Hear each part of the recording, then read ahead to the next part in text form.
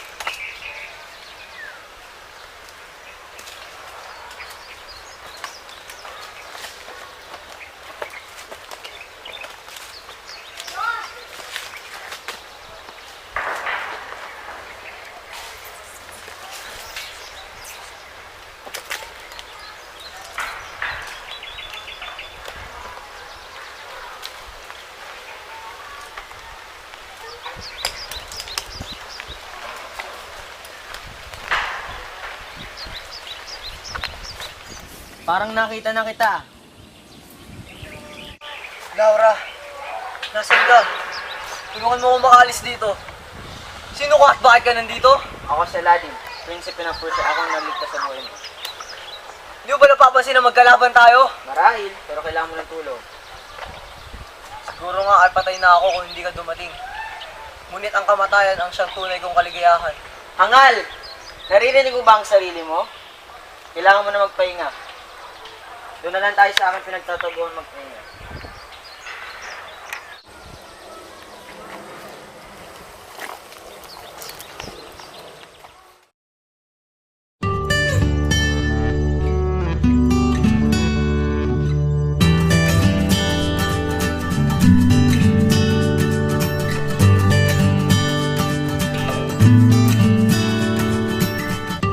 Nanganak ako sa bayan na Albania kung saan si Duque Briseo, ang aking ama, ay naninirahan.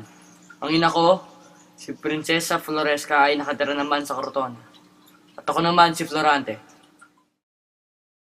Noong bata pa lamang ako ay muntik na akong dagitin ng isang buwitre.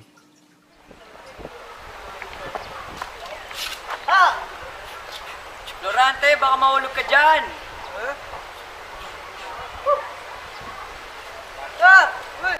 Florante, ang anak ko! Hoy, tulungan niyo ang anak ko! Florante, Nakita ng pinsan may kong nalipo! sinanalipo na ako ay dadagitin ng buwitre. Kaya dali-dali niyang pinatay ito. Pagkalipas na ilang taon ay pinag-aral ako ng aking ama. Ngunit ayaw pumayag ng aking ina dahil ako'y lilisan. Dahil mas maganda ang pagtutulog. Pag hindi siya nakapag-aral, ano na ang mangyayari sa kanyang kinabukasan? Aalagaan siya ng kanyang guro at kaibigan doon. Huwag ka nang mag-alala, mahal kong Florence. Alam naman nating dalawa na kaya niya ang sarili. Sige, pumapayag na ako. At ako na mismo magsasabi sa kanya ng magandang balita. Florante, anak! Bumabalik na ako. Maaari ka na mag-aral sa akin. Talaga po. Maraming salamat, ina. Maraming salamat, ama. Hindi kayo magsisisi sa desisyon na pag-aralin ako sa kanila. Maligayang pagdating. Ako si Antenor, ang magiging guro mo dito sa Antenas. At ito naman si Menandro. Inigagang ako mo kilala ka. Ako nga pala si Menandro. Durante ang pangalan ko. Kamusta? At ito naman si Adolfo. Kilala ko na nga pala siya. Oh, Adolfo, ba't di mo sa akin sinasabi matagal mo na palang kilala si Florante? Paunahin po, nakalimutan lang po sabihin. Pwede na ba kami pumasok ni Menandro?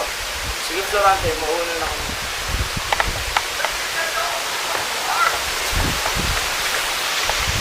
Bakit di naman nanood ka? Kilala ko lamang ang aking ama't ina. Nais na yun sila. Iyakan mo, lilipas rin yan. Para sa ngayon, pumasok ka na at magpahinga. 6 na taon din ako nag-aral sa Antenas. Nagkaroon ako ng kaibigan tulad ni Menandro. At syempre, kaaway. Binabati kita, Florante. Napakahusay mo sa filosofiya, astrolohiya, at matematika. Maraming salamat po.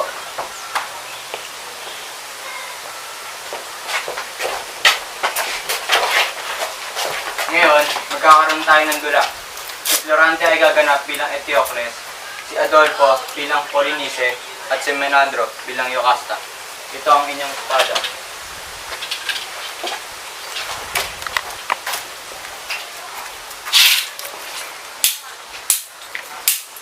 Ha!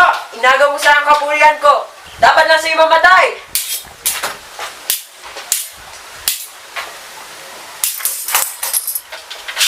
Adolfo, tigil mo na yung kaibangan mo. Di pa tayo tapos, Florante. Tandaan mo yan. Babalikan kita. Uy, salamat. Wala yun. Sige, magaling ka dyan. Pre, ano yung binabasa mo? Isang sulat galing sa akin, ama. Gusto niya ako mo. Oh, kailan naman? Paalam. Napaalam muna ako sa mga guro. Maestro, paalam na po. Lagi kang mag-ingat kay Adolfo, Florante. Salamat po sa lahat. Natandaan ko po ang inyong mga bilin. Mag-iingat ka, kaibigan. Kung kailangan mo ng tulong, tandaan mo. Dito lang kami. Menandro, huwag kang mag-alala dahil kasama ka kay Florante papuntang Albania. Talaga po? Maraming salamat po, maestro. Maraming salamat po. O siya, umayo kayo at bumalik sa Albania. Paalam na po.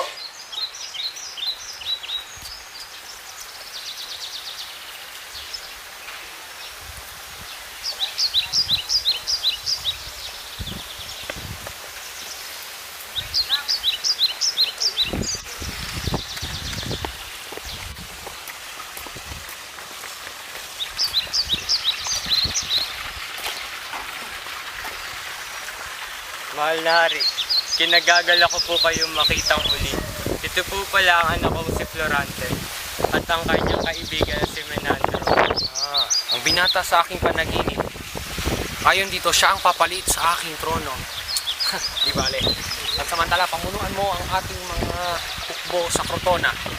Tulungan mo ang ating mga ninuno upang magkamit ng karangalan. Nabalitaan ko kay Antenor na mahusay ang iyong pinakita sa Atenas. Tunay ngang nagmana ka sa iyong mabuting amang si Briseo. Salamat po sa papuri. Ginawa ko lamang ang nararapat. Paumanhin ngunit. Sino ang magandang bilibinin ko yun? Siya ang anak kong si Laura. O sige, maiwan mo na kita dyan. Uusap pa kami ng iyong amang si Briseo.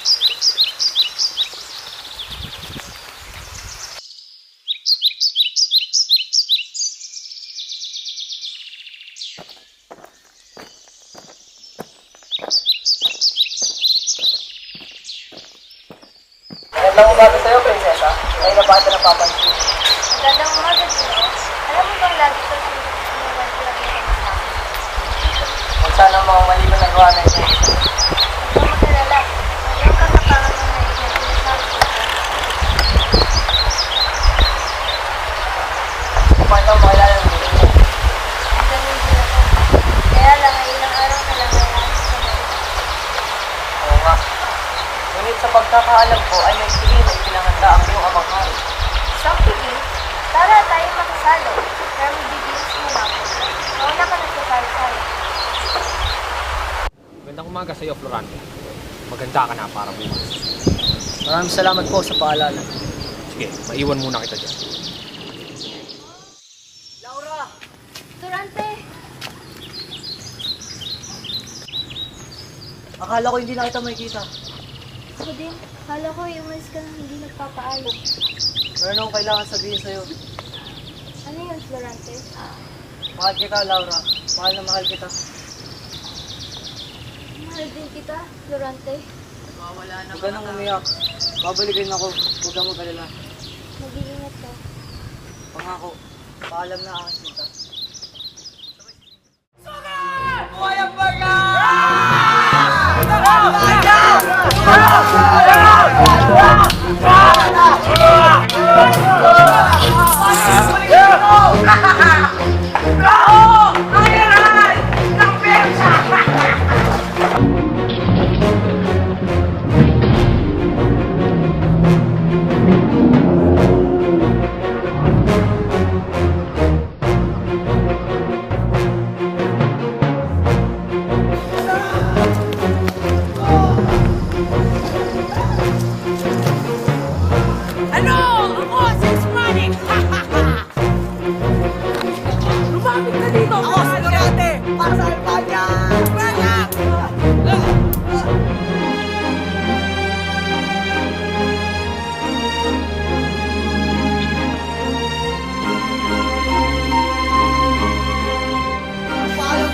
Wala ka tapusan mo!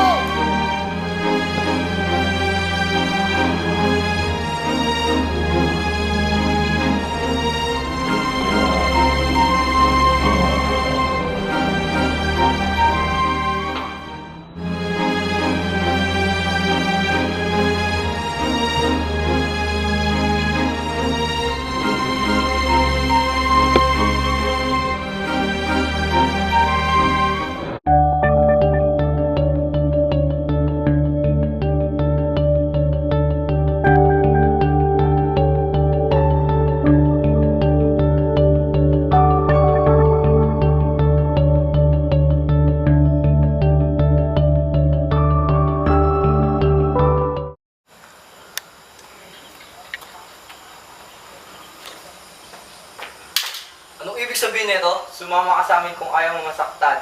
Ayan! Kamusta ka na ngayon, Florante? Matagal tayong hindi nag-uusap. Magkwento ka naman. Walang iya ka! Anong ginawa mo kay Laura? Huwag kang mag-alala kay Laura. Wala pa akong ginagawa sa kanya. Ngunit mag-alala ka sa iyong mahal na ama na si Duque Briseo. Anong ginawa mo sa akin, Ama? Ba't ka pa mag-alala sa isang taong patay na? Papatayin kita! Manda ka dahil papatayin kita! Mga kawal, ikulong tong lapastang ito. Bawal ka kita, Adolfo!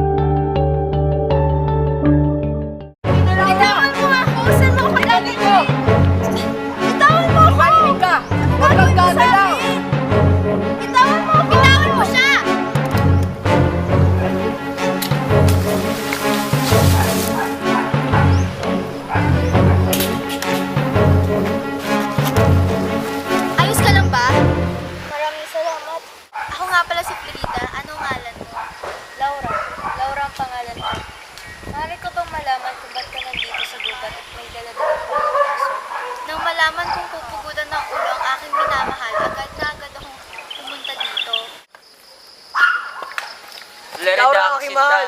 Mahal ko, Aladdin.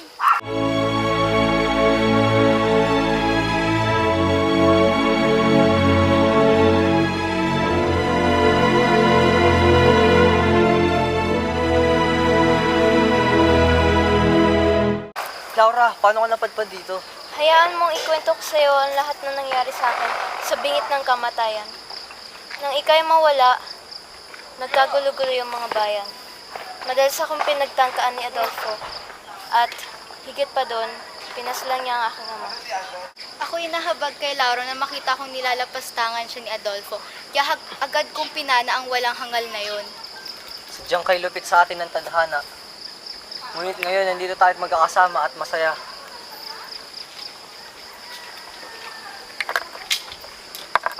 Oh, Florante. Tagal mo na wala. Kala namin wala ka na. Oh, Leandro, kaya nandito. Hinahanap namin si Adolfo. Ngunit ngayon wala na siya. At okay ng lahat. Pwede tayo bumalik sa Albania.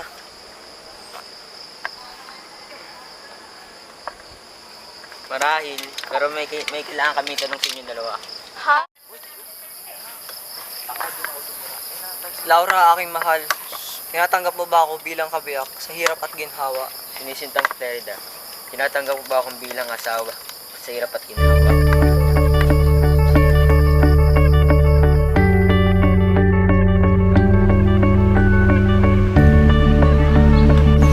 Mabuhay ang bagong kasal.